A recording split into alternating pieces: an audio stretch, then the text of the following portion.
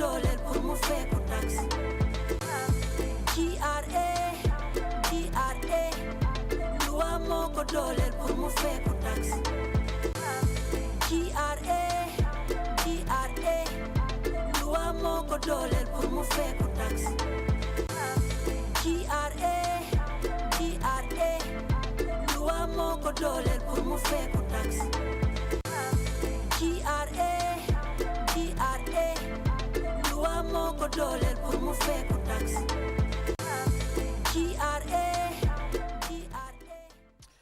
Hello viewers from wherever you're watching us from. You're watching QTV, the Gambia's first private TV station, and we're broadcasting from our studios here on Kairaba Avenue.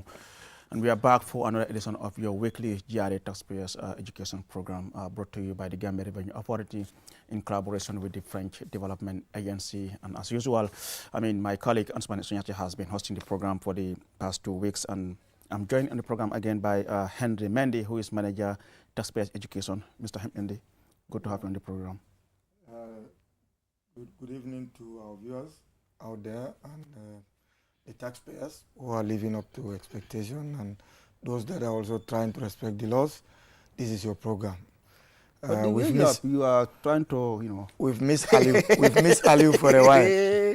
Aliu, I don't want to be part of you and Babukar's team. Far. I don't want to be part of it. Yes, I don't know so. Yeah, thank you for tuning in. On my why was I made the boy? No, Aliu, let's go. No, never because someone having a someone. What was I made the having a Dala Esola Kawasina Kanga Numaje baby? No, trade of a sunset.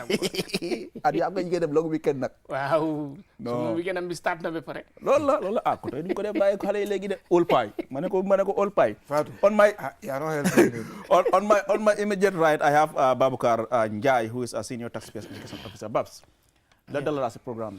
Wow, thank you, Aliou. Abaraka bake, Aliou. Molbe konton, melbe njube kang, mele manika kang moy, ani manding kol fanang. Comme dalta ka kenyamel rek, ñe miss programme on ñinto rek, but tangud muruta nang, nga mobe konton mo mobe dawo da rek, ntel jiaren ko le nata jang ko tenke.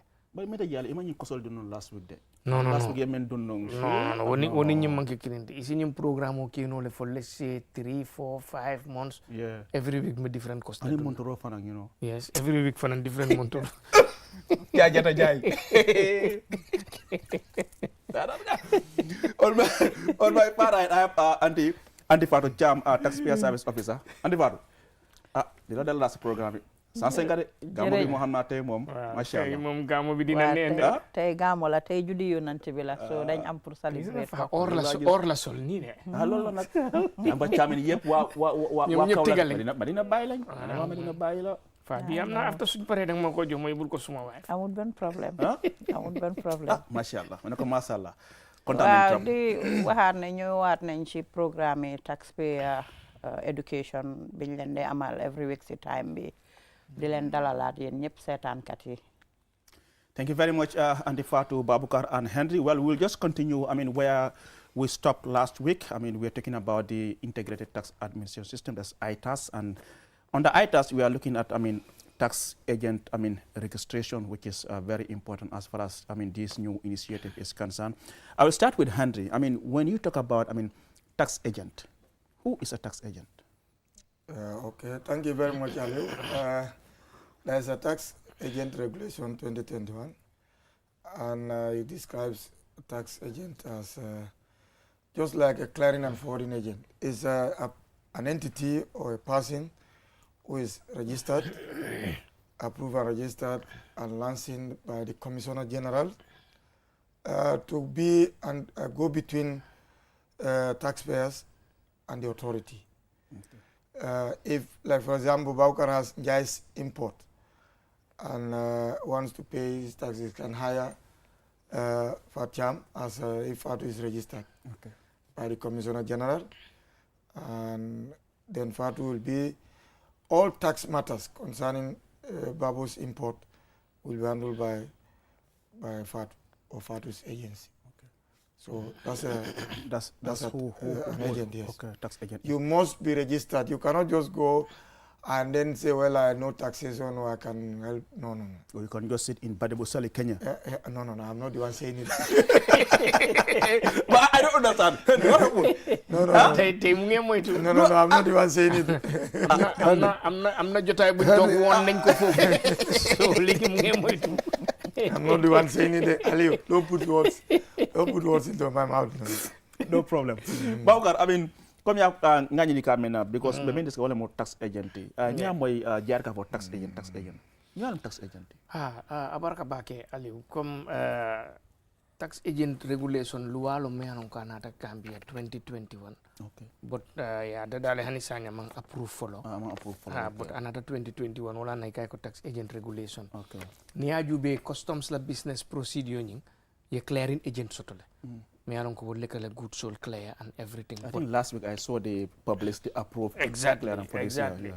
So wol fanan they register under the GRA pour yeke clearing agent ni misbehave at any time your that license can be revoked or ni kilianol dupe wala mi kilianol lakodo domo you know ye ku ke me anon ka man correct ici la license no fanan tano so ñin tax agent fanan nana da fa dunta ya approve le sign okay approve le sign correct nana da fa fenketa sign comme start ta ñame ibe register la le ye license di la pour ka operate ite la doko be kele munati ning hen dia la company soto abe aba tamandi kan baga sol be gele gine bisaw yi ya sign ana ya no sign combo south ko be kara woto le sign ndol le sign be kele capital audit with the new port no so land there will be so baga sol be bola ji kana kasuwolu teng anin tulisel panko teng anin konjam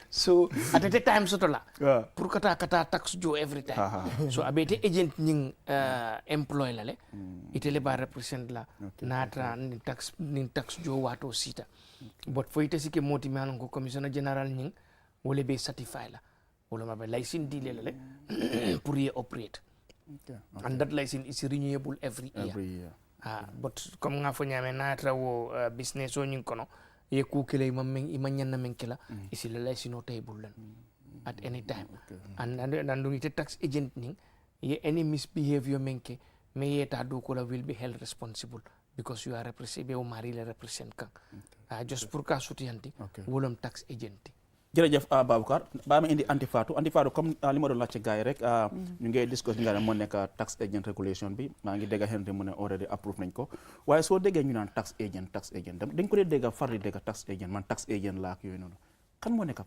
tax agent jërëjëf si laaj bi Aliou tax agent mooy nit koo xam ne nii wala entity boo xam ne nii dañ ko dooleel by the commissioner general ñu jox ko license pour mu operate ba pare tax agent bi ni xam nga léegi yenn businessman dañ di busy torop ba du ñuy am jot pour xëj na su dee am nañ goods yu ñëw ci port bi pour ñu mun a dem toppatoo kayit yëpp clé ya bagage yi ba mu ñëw si seen shop si so dafa am nit ñu dee xaaya ñu ñoo ooyee tax agents so ñooñu ñoo leen dee defal liggéey boobu noonu waaye du dee nekk any ordinary person clearing and forwarding agent ñoo clear with customs waaw du dee nekk any ordinary person so foog nga register GRA jox la license ba pare fekkate tamit commissioner general bi moo la dooleel pour nga joxe ndimbal boo xam ne nii is purely professional understand nga on behalf of the taxpayer pour mu mun a meet up with tax obligations ami so kooku la ñoo ooyee tax agent so nekkul ku jóg rek nga ne maa ngi dem jaare pour dem fayta nga ne tax agent nga déedéet doo jógee dongoro bare nga ñëw rek sa mbuus nga ne da nga dem clari nga fo déedéet boobu du am wala ma jógee bade bu déedéet waxuma ko ba pare am na loi boo xam ne ni it was approved introduced in 2021 boo xam ne ni mooy loi boo xam ne ni mooy saytu léppal ñoom lu ñoo def waaw def mel ni ñëpp tam dina réguler comme ni ngeen réguler te ñu dee def clearing ak forwarding waaw loolu am na solo loi bi dañ ko liyoon within GRA ñu def validation yëpp ba pare ñu seen ko ministre nga régulation ministre la war a dem ministre of finance mooy suñ boss bu signé den dafa nekk loi léegi lu des léegi mooy ñu call for registration comme niñ dee call for clearing and forwarding agent in January, you apply.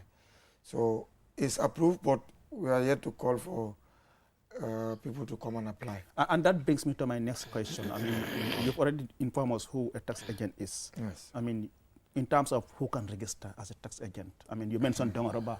Kunaka mo ñew ak mbusek wala jala joge bade bu rek jala kerewan jala bar rek nga ñew nga ne tax agent la so bu register no wadi mo nga xam rek man on sam la tay ñun ñep da nek di gis ci Mbabukar wa def ni ceñ nga legi da ma gëna kan mo ko wax ne Henry Jago la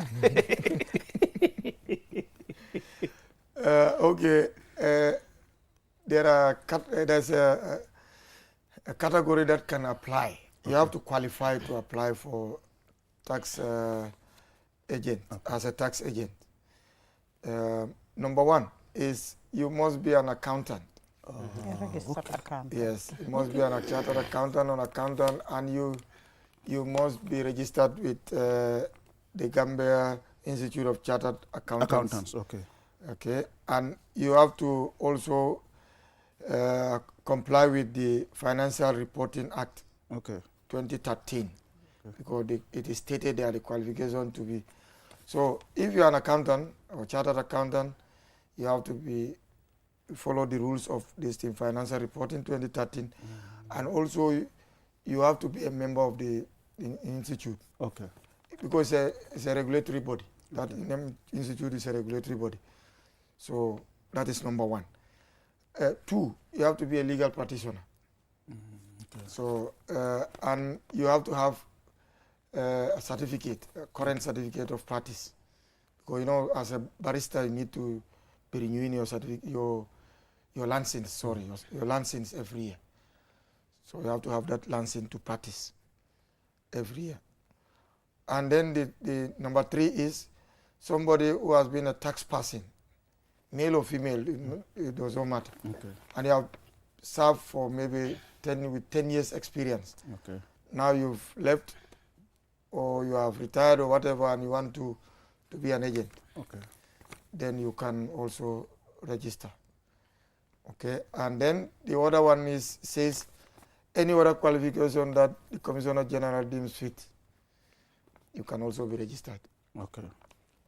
Now the most important one now, for all of them, you know, this three, the first three, you can either be. Yeah. It doesn't mean you have to be a lawyer, you have to be an accountant. You can be an accountant and have it. You can be a lawyer, practicing one, and have it. You can be a tax person. You can be a retired tax person, one who left with 10 years experience, you have it. So either of these, you can have it. But the final one, the fifth one, means you have to be tax compliant. All of them must be tax compliant. So you cannot be a journalist and be a tax agent. Well, Ali, I'm not the one who wrote the law. Because you've mentioned accountants, lawyers, tax person, you can be and any other qualification. Maybe we can put under this category, yeah? Yes, you might be a lawyer, I'm sorry, a reporter who is also a lawyer, because there are others who are reporting from courts, and you have the training, and you have the certificate to practice as a lawyer, and you decide to be a journalist. It's possible. Imagine having Abdullah Nyoke as a tax agent. Aliou. Somebody watching for Abdullah Nyoke will tell him. By the way, most in president be president of Financial and Tax Reporters. Tax Reporters Association. Most in president be. So Babakar, comme nga heri di kamina don wala ni la taka register. Gimana sih register no pour que tax agent? Tax agent, okay. Wo nyini karo nyin kuma ata bakele, because like I think nyanta je sene andila. Anyanta ke manyana kela momoti. First nyanta kela accountant olet. Accountant nyim fana manke ko nyanta kela accountant di dronde, but nyanta register lale. Accountant oli yela association no soto le ka fami Gambia Institute of Chartered Accountants, JICA. So wo fanang ide accountant on fanang enin luwa nyanta tala nyolale ikafu me Financial Reporting Act 2013. Akamanta amange ko ye graduate MBA don ko no ye accounting qualification to MBA wala ACCA na but for isike member okay. of association ni wo is a criteria. Okay. Second one on fanang for isike legal practitioner wala nyanta kala lawyer and that lawyer fanang nyanta certificate of me ko every year ika renew le, and he should be a practicing lawyer. And even register with the Bar Association. Yes, register with the Bar Association. Yeah. Do nyingulum inyanta kila inyantan tax ko lon na le do ko ke tax bunda nyinto at least sanjitang londo sotoji. Comme ening Henry and Andy Fatu Benjamin. Exactly. Maybe you know. So you ning can, Henry retired anumbi asala tax agent yele non. yeah. Asa el no kombo sanyang. Yes. Office by eleje. Every day na lafta asala nyeti abulu. Yeah. Ay na moli na ay yiri. Mendes tax agent so office, head office, Yes, in we have branches in all the countries. So please, Aliou ndema la fi wala dolla poro ni o banda ko be soto la kana wori. Okay. Anum fanang qualification of fana me alon ko commissioner general fana ya jele ko isike no atile. Okay. Wo fanang so nyil be yammengo men soto nyil kono. But kilin do men kumayata bet isi kilin soto no nyil be kono ngamel be fo. But ni tata ite fana manke na mu jola me alon ko i farmansa yata to.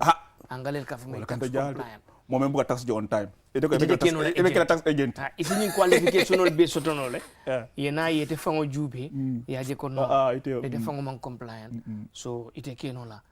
Because ni o do ko dila ite man compliant nyamen wo business ti yonyim fanang ibena dundila wo the same system la kono afanante compliant la. So wala na ibalanta wala fo isi ke tax compliant. Nyil be kono isi kilin wo kilin soto no la. Isi keno lawyer ti wala ike accountant ti wala tax 10 years tax experience but nin kwa tax compliant nin wo mo by force la. So any other qualification no? Any other qualification nim fana neo fana soto tax compliant nin is a must fo isi wo soto. Okay. Ayda la bankoto molka na mojo dema na mojo sa benefit fundi da la ka join ka fe. O kata no di. Exactly. Because BBB ni na tanu ye comme yi kan ye nyoke fo ye nyoke todi. Ye ta nyoke la tin number dun the system ko no. Ya jube fa compliant fa man compliant. E ba fula ko hani. But na president for na.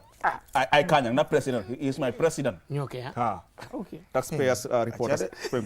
Andi Fadu comme yaa ngi dégg ni ma ko doon laajte rek yëfi kan moo war a register pour nekk tax agent xam naa ne yaatu na mën naa ko si mun nga foog ku nekk mën a apply wala mën a register. déedéet kan moo war a mën a register pour nekk tax agent. jërëjëf si laaj bi nekkul ne ku nekk war a mën a register pour nekk tax agent am nañ criteria boo xam ne nii ñooñu ñoo war a mën a nekk tax agents. For example number 1 da nga war a nekk a registered accountant. Yeah, a registered accountant with accordance or mu nekk ne toppa nga loi bi ñoo wax Financial and Reporting Act 2013. te bokk nga si mbootaay bi nga xam ne mooy nga Gambia Institute of Chartered Accountants bokk nga si mbootaay boobu noonu. So yow war ngaa mun a nekk tax agent. Second one bi mooy nga nekk a legal practitioner. Soo déggee legal practitioner mooy lawyers yi. Ba pare dafa fekkate tamit yaa ngi am a current practicing certificate. mooy yaa ngi amee certificate boo xam ne nii mu ngi wane ne yow lawyer boo xam ne nii war ngaa mun a nekk tax agent. nekkul jël university rek nga ne lawyer la study na law. waaw ba pare dina mun a nekk tamit koo xam ne nii a former tax administrator nga mooy koo xam ne nii yaa ngi doon liggéey within the tax system for at least for at least 10 years. waaw kooku tamit war naa mun a nekk tax agent xëy na bés bu demee ba bàyyi liggéey or something like that comme ni ko Baboucarr waxee rek xëy na Henry after retirement dina plan ubbi nekk tax agent. waaw Mendes tax agency. okay so ak beneen bi mu ne any other qualification. waaw any qualification boo xam ne nii commissioner general bi feel na ne yow war ngaa mun a nekk tax agent. so kooku tamit with su ko commissioner general bi dooleel jox ko doole bi pour mu nekk tax agent dina war a mun a nekk tax agent. waaye with all this tamit bi ci gën a important mooy ne ak qualification si nga am nii yëpp o criteria bi nga am nii yëpp pour nekk tax agent da nga war a compliant mooy ne da nga war a fonka fay tax on time mooy rek li angale di wax compliant. understand nga te kenn du la toppa da nga nekk di fay si te kenn du la toppa nga compliant ak loi taxation yëpp. So ñoo wara mëna nekk tax agents. So after all this thing, after you've registered, what are their functions? Yeah, what do you do? Before we go into that, we say tax compliant. What we are looking at is, are you a registered taxpayer with us? Are you filing on time? Are you paying the right amount of taxes? There is no foul play dribbling us. You're supposed to pay 10 million, you come and declare 8 million. And we can only know that when we do a tax audit. If you are playing those type of things, then you are going against the law. Yes. And also custom laws. It's not only the tax side. If you are an importer also, are you paying your duties? Have you ever been caught smuggling goods or cars or whatever? All those things are important. So we need to break that so that people know. You just say tax compliant, is it on time? So all those things are very, very important. Okay. Yes. So what are their functions, these tax agents? Now, if you are registered now and you have your certificate, now it's left with people now to come and say, I want to use Babukar as my agent. So now Babukar will now hire you, and if Babukar hires you as Jai's import for the taxes you're supposed to pay, you will be responsible for the registration of his taxes in the system or wherever. You will also be responsible for filing, preparation and filing either quarterly or annual returns, or if there are payments like POI is monthly, you have to prepare that and come to and submit. With the e-filing, you don't need to come to GRA again. You just load those things, the filing, scan all the documents and then upload them into the system, and then this thing, and then also payment. You file, you pay. If you file and you don't pay, the process is not complete yet. So you also the payment, you are the go-between. You after the filing, you follow up and do the instruct the or advise the taxpayer that it's time to pay, and then he or she will instruct the bank or whatever payment system they are using to do the payment. So deposit is more like a rent collector. It's sort of, yes. It's the go-between now. Exactly. Yes. Exactly. So I'll stop there and then we move. There are many. Exactly. Yeah. So that before we. So Babukar, after you have done all these things, 4 years from register, 4 years certified, when you take as a tax agent. Okay. Abaraka bake Aliou. Comme nga fanyame rek follow itile nyanta facilitate la wolom taxpayer nying ite agent nying nyanta make sure le ate taxpayer nying ay register follow. You understand le wolom ay file soto. I register with the GRA, then it is about the mala fanang purkala return sol fanang submit returns ni wolom kom kay tul me alon ka prepare namu inyanta jelle jola inyanta namu sifa jumale jola inyanta ile fanang ba de mala namu nyim fanang ka jo watola comme henry afanyana compliance site ni amanki just kata ka jo rek pot fa ka jo watola le andu inyanta men jola fanang foi ka fanang jole. Because isina nole ha yena ya jo pot ay watu le soto. No, exactly. Ni nyanta 10 million jola fay ka 10 million fanan jole. So ite agent ni nyanta make sure lale taxpayer ni comply o beto andum fanan ite lebe kala motimi alon ko lebe tarala tax agent ni businessman on ni anin GRA tema. Ite lebe tarala businessman on ni GRA tema. Fengo fe alon ko namu ko olon rek GRA ni ite ni tax agent ni be deal la. Ite fana yeta ya fo businessman o ni businessman o fana any query soto namu ko nyinto aba fo le tele agent ni ite fana ina GRA ya bonyoto je anum fana ite lebe kala ite lebe tax agent ni advice la ite le fana ba represent la fengo fe alon ko tax kuolom in commissioner general ni because loi ni always aka commissioner general le mention but momo ya lon ko abe namu doku dula nyinto ika kele on behalf of the commissioner general comme tel fango bi nata ni programme nyinto luwanye sembo di commissioner general la ayentel ki yalonte wulla rek ngana jang atele ba approve la ko al sitanole so mbe fango fenki kan mbaki kan on behalf of the GRA on the leadership of the commissioner general. Because so wala na sa nyinga bari bula ko ma albaga fen fo yesa commissioner general buta bari ko am approve hen binyininka Henry. Aliou. Wama approve. No comment. Henry la ka fojet. No comment. Ma understand me de. Bari kabriya sindi men fay. Ate wolon. No comment. So anum fanang tax tribunal. No. Abukar moy jaase ka rek. Tax tribunal fanam sototal. Okay. Me alon ko nite na mojo jiare chaji ko ke nyin nyanta men jola asiyatale. Ikana ibina tribunal nyinto. It is very historic. Yes. It's an independent body. Yes, ite agree ta menna. Ko nyanta o jola. Ibe o jola le follow. Imang agreement na den wole bita tribunal nyinto. Wolon kiti yo nyin pour namu ko dron no. Ye tribunal nyin lundi le fay pareta. But sa nay do ko dati rek mo be ba kala mutale ko ye do ko dati le. And the one thing about the term is that you can, even taxpayers can sue the GRA. Yes, yes, sembo soto la GRA fanan site fanan suno le. Yeah. Because last year len tata study to nyin na Tanzania. Loki tale ning Henry dabe mol kono le nu. Okay. Men tata ka study Tanzania ka nyin tax tribunal nyin tamandi nyame. So abe pareta le iba jaba kese woto kan ne folo. Okay. Na pareta then abe nalal. Okay. Anum fanan court of appeal nyim fanan. Because ni data tax tribunal nyim to woliye decision ota imang happy. Isa sa mono court of appeal nyim. As a tax agent. As a tax agent. You can do all those things on behalf of your client. Exactly. Okay. So iba jela fanang committee fanang besoto la me anu bay ka fole tax agent committee. Itel tax agent da mangol fanang bela committee soto. Okay. Comme clearing agent sol fanang yela on association soto. Iketa yela president ho soto. Because sometime ago ngaje newspaper to Isa Wali atelon president Gambia Clearing Agent Association. Elected to be the president of West Africa. Wo fanang is a plus to Gambia.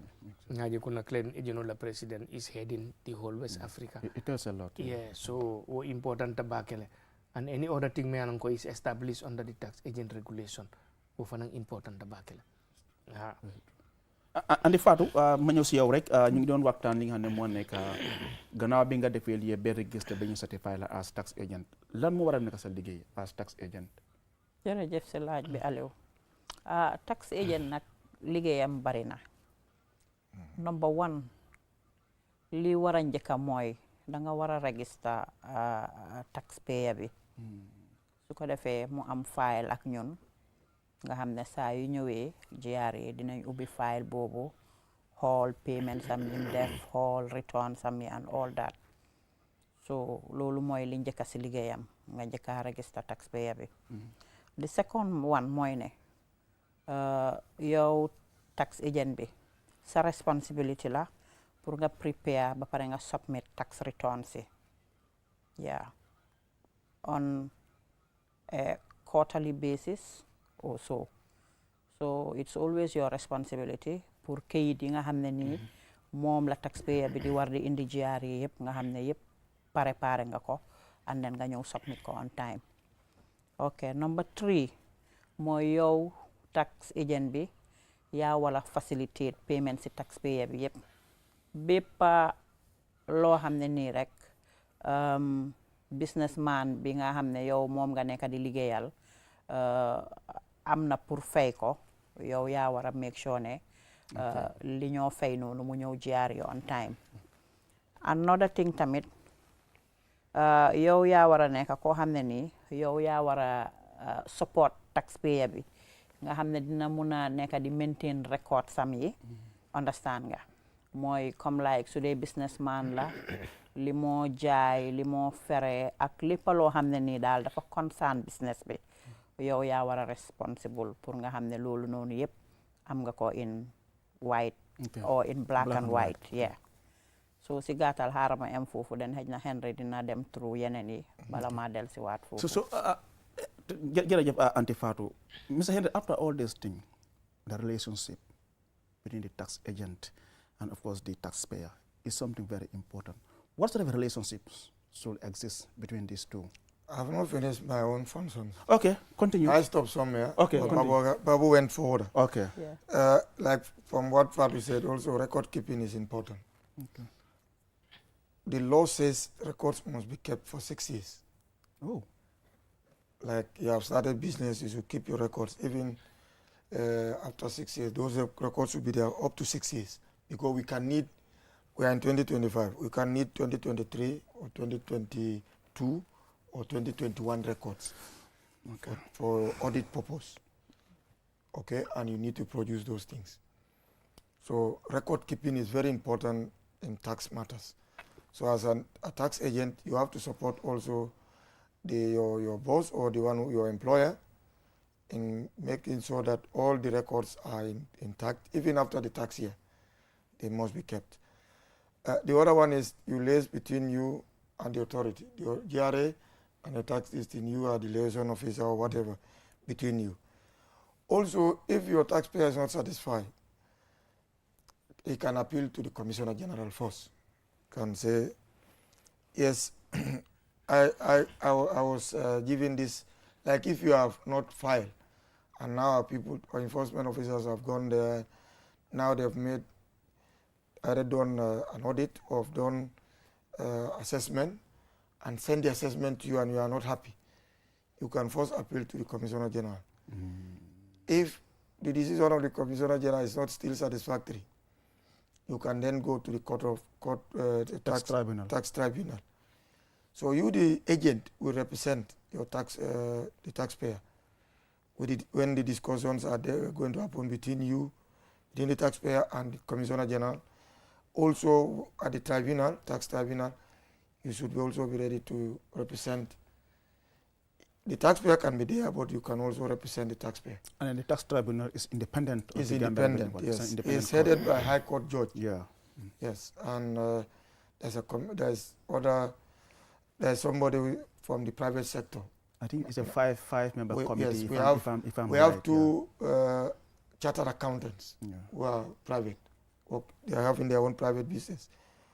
And we have a retired tax administrator. Okay, and then there's a private lawyer, also part of the committee, part of the tribunal, sorry. And I'm so, sorry, and then it's headed by High Court judge. That's going to be the last resort, going to court. Yes, from the tribunal. Definitely, you know. Yeah, after the Commissioner General, then you go to tribunal, then Court of Appeal. Okay. After Court of Appeal, that's the end. Okay. So then the tax, that's why the qualification is there. Yeah. You say the lawyer, an accountant, a man who is versed in tax matters. So that's why Henry's excluded. Yeah. You understand? So, because you need to go, if you go to the tribunal, you need to be able to defend the taxpayer. Yes, yes. Be able to do figures, be able to know the law a little bit and so on. So that's the reason why they peg the qualification there. Okay. Yes, so, and any other matters that you need to represent this. Also, tax agents, the committee, you can also represent the taxpayer there. Okay. There'll be a committee. Okay. Okay, that will also regulate them. Okay. It's a committee that, like tax, the forwarding and clearing and forwarding agency, they have an association. Okay. You have to be part of that association to be registered.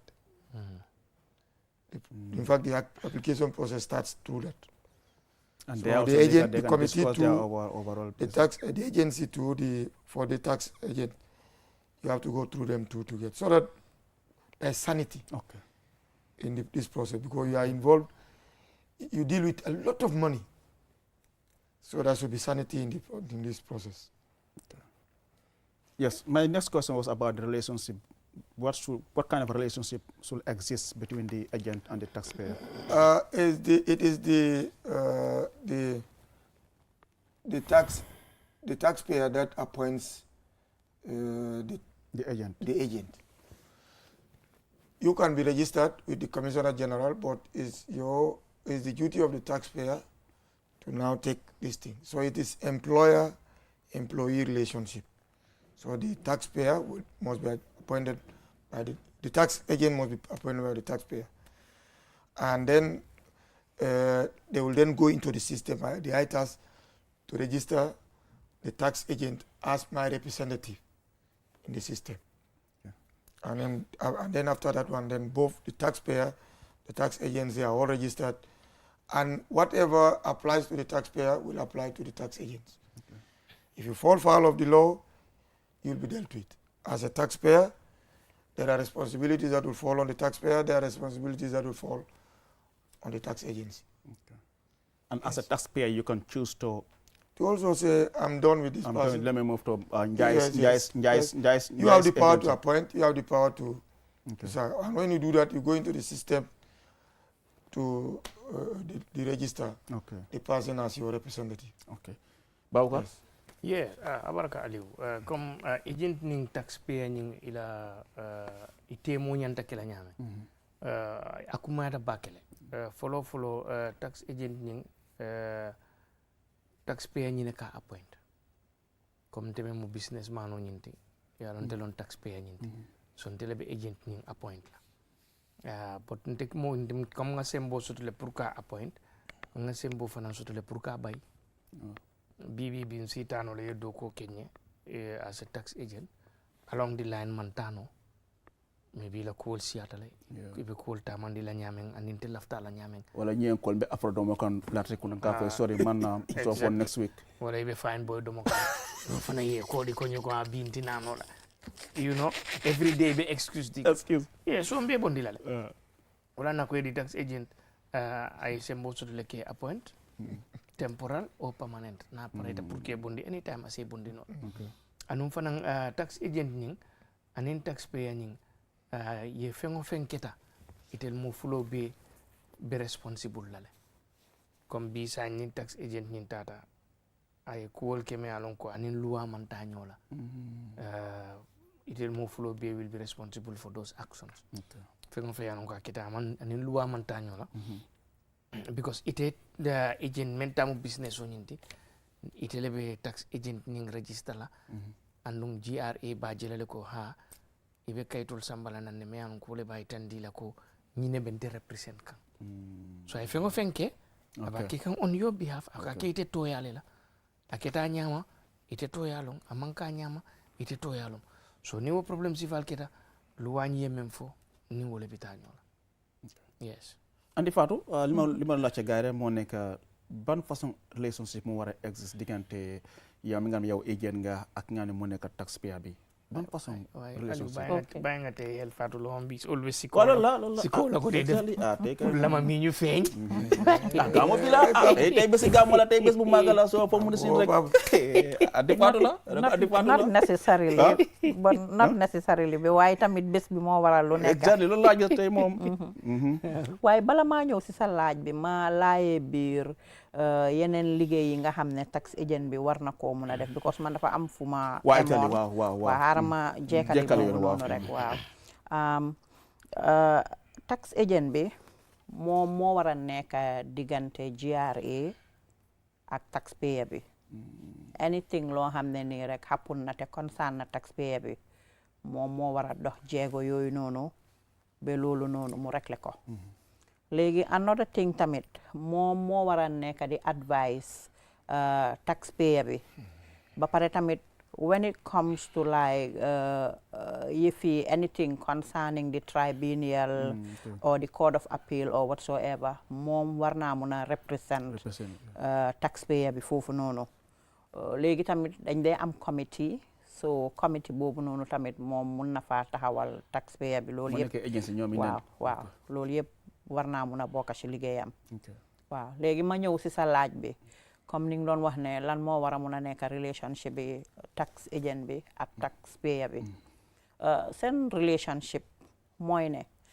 taxpayer bi always moom moo dee appoint tax agent bi pour muy liggéey di ko defal yenn liggéey on his or her behalf so wante tamit nekkut ne soo appointé benn tax agent rek ci kooku rek nga war a mun a sax su dee dem nga ba si biir ba gis na xëj na liggéeyam des na wala doyut la su la neexee mun nga koo daaxa nga ut beneen tax agent bu la represent waaw ba pare tamit anything lu happen loo xam ne nii ànduta loi customs o loi GRA te xëj na tax agent bi def na ko so yow taxpayer bi appoint tax agent bi yéen ñëpp yéena you will be hold responsible because lépp lu moo def si sa tur la ko defee waaw su dee lu ok la si sa tur la ko def su dee otherwise tamit si sa tur la ko def so any problem bu happen or whatsoever yéen ñaar ñëpp la ñoo held responsible waaw so loolu mooy seen relationship Mr. Henry, I mean, I know the ITAS is all about digitization? I mean, as a tax agent, I mean, how can I register, I mean, using the e-registration platform? Yeah, it's just like what we've discussed before with the TIN registration, with the tax type registration. It's the same process. You have to access first the GRA website. Then you go into the portal, create your credentials, and then you upload all the documents, and then you submit. If it is accepted, then a message will come to your how do you call it again, the email address, or if it is on a mobile, whatever you are using, it will come that it is. But if there's something left behind and you didn't fill, it will not, it will reject, and it will tell you why. So for the registration of the tax agent, the taxpayer must do that registration too, because you are appointing. If you appoint, you register the person to show that this is now my tax listing. But that person must have been registered. This is registering the person in the system. But that person should have been vetted and registered, given lancing by CG. Then you go into the system now to register the person as your representative. So you cannot register someone who is not confirmed by No. The person must be certified and approved and certificated by the Commissioner General first. There's a committee that looks at, and then the Commissioner General approves. That is done. Then the TIN and whatever is given, or the certificate number or the approval certificate, the number there will then be inputted to do the registration in the system, the ITAS system. So it's not as you know, you download the documents, fill it with your hand, and submit. No. It is in the system. You just go and type those things, what it is asking.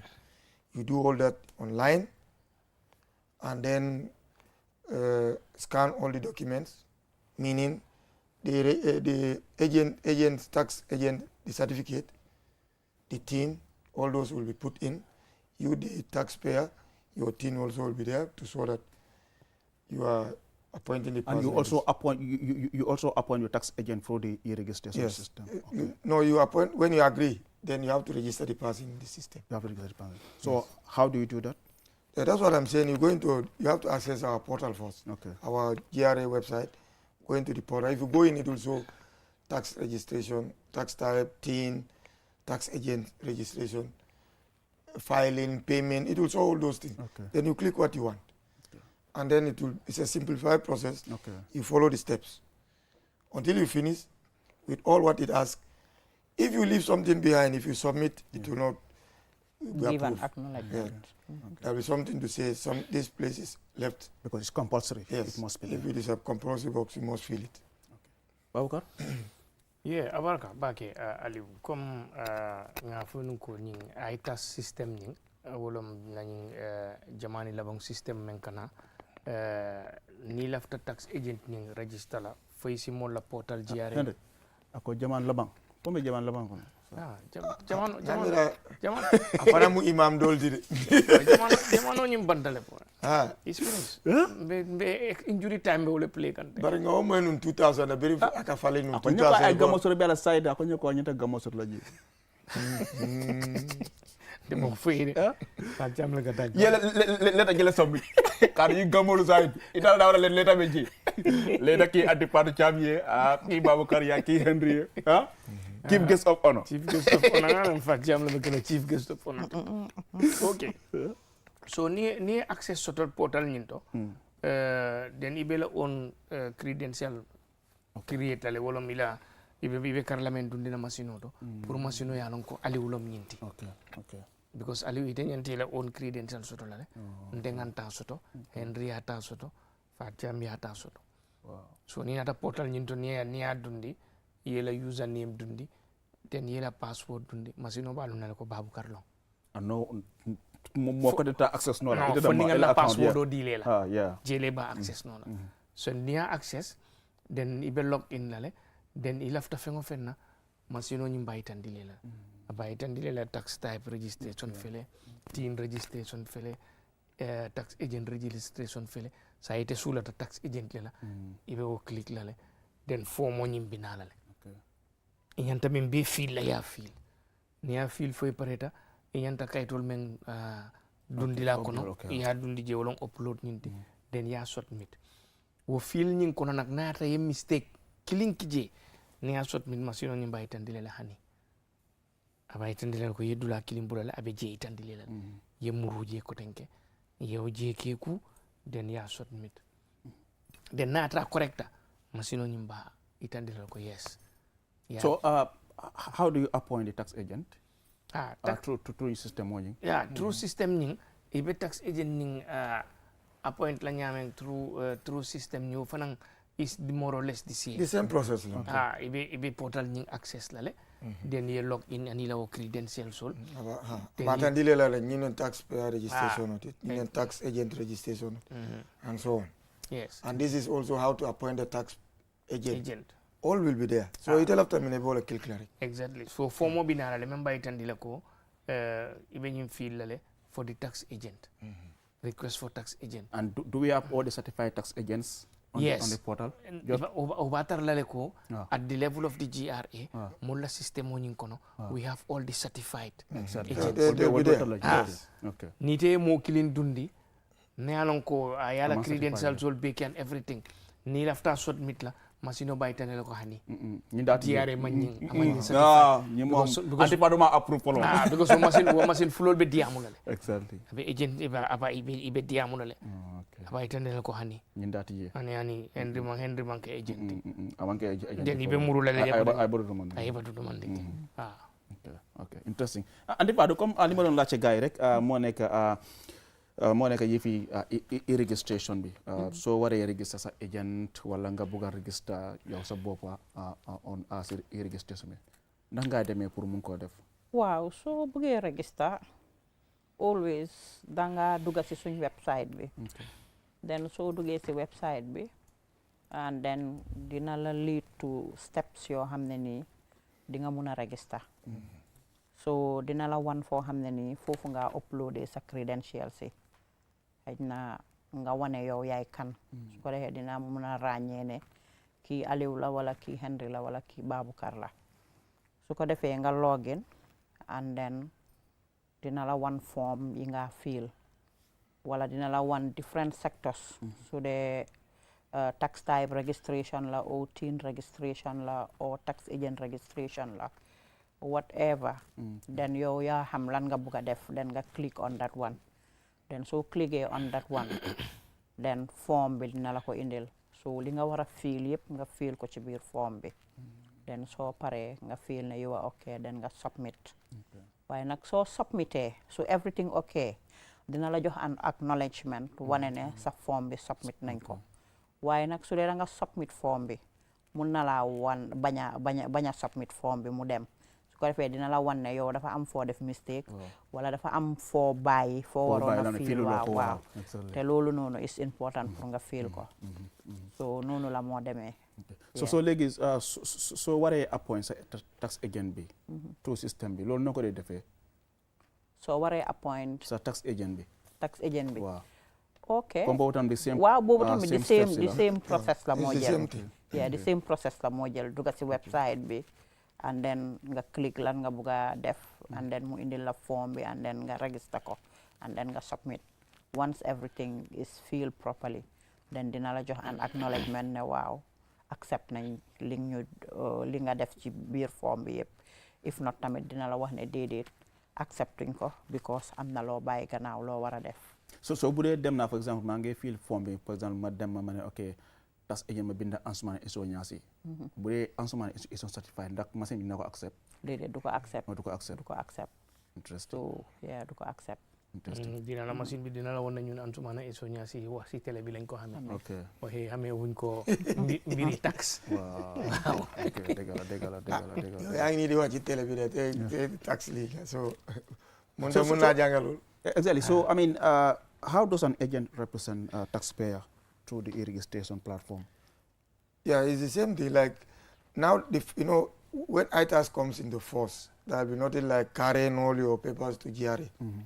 Now, if you, the tax agent, you are registered in the system, and the taxpayer now appoints you through the system to to register that you are my representative, and it is approved. Now all the e-filing, now it will all be filing.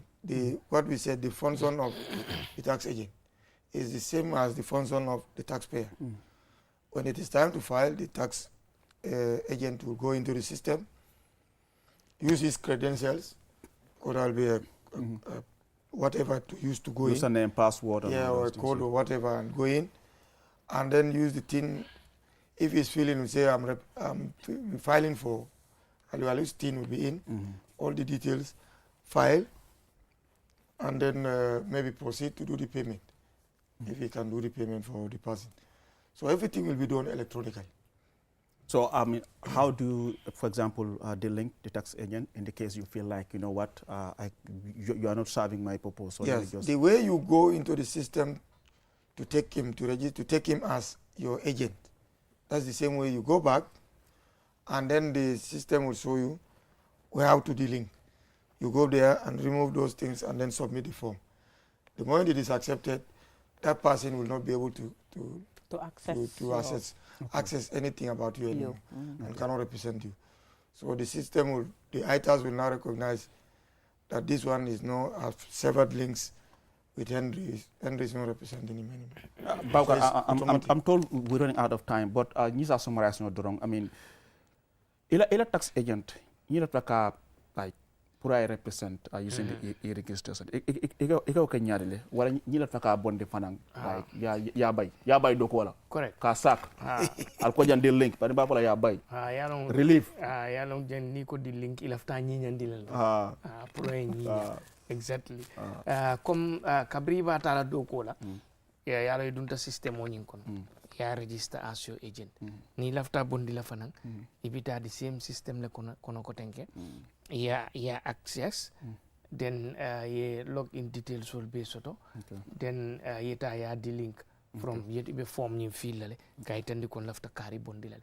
Then niya bondi atete access soto no la kotenke. So ibaje la ila credentials will fang isa change nole. Ate yemen lonnu ani membe kila je sañ ate kila kilindi wala nang ko jamani la bang londo lo jata njay andi fatu ñu ma ne waxtu bi jamono ñu way so ñu mëne leral tout rek ci li ma laacc Henry ak Baboucar rek so bëgge daaxa nit ki waaw may ina ko di link amna mo nek sac rek wara ngeen fa mëna def sac rek mu jé waaw comme ni ko Baboucar waxee rek di link using the word the link mooy dañ ko rafetal rek waaw parce que xëj na daaxa o sac mun na xawa ñaaw tuuti waaw léegi it's almost the same process because bi nga ko register da nga dugg ci système bi dem ci suñ website bi and then mu indil la different things yoo bëgg a def nga click on li nga bëgg a def bi tamit soo ko bëggee di link rek da ngaa dugaat ci website bi and then xëj na dina la won foo xam ne ni di link agent then nga click on there and then nga fill form bi def li nga war a def yëpp and then nga submit then soo submitee so everything okay dina la wan ne kii léegi is no more your agent di link nañ ko from the system so fu mu nekk nii moom du mun a tee access system bi pour xam any details about you su la neexee sax xëj na details im xamoon yow as the taxpayer mun nga koo change ba moom li nga xam ne ni moom la xamoon du ko xamaati si yow o du mun a tee access system bi pour xam anything about you. Jërëjëf Aunty Fatou. Well, viewers, I'm afraid with that we will bring an end to this week's edition of your GRS Taxpayers Education Program, which comes on every Thursday rather, and repeated on Sunday as well at 1 p.m. here on QTV. Like I said, my guests were Henry Mendy, who is Manager Taxpayers Education. Mr. Mendy, it was good to have you on the program. Thank you. Baboucar Njai, Senior Taxpayers Education Officer, and Aunty Fatou Cham, Taxpayers Service Officer. Thank you so much for being on the program. Next week, we'll be back here, inshallah, and then we will look at, returns filing still under the ITAS. Until then, bye-bye from me and the entire team. GRA, loi moo ko dooleel pour mu fay ko tax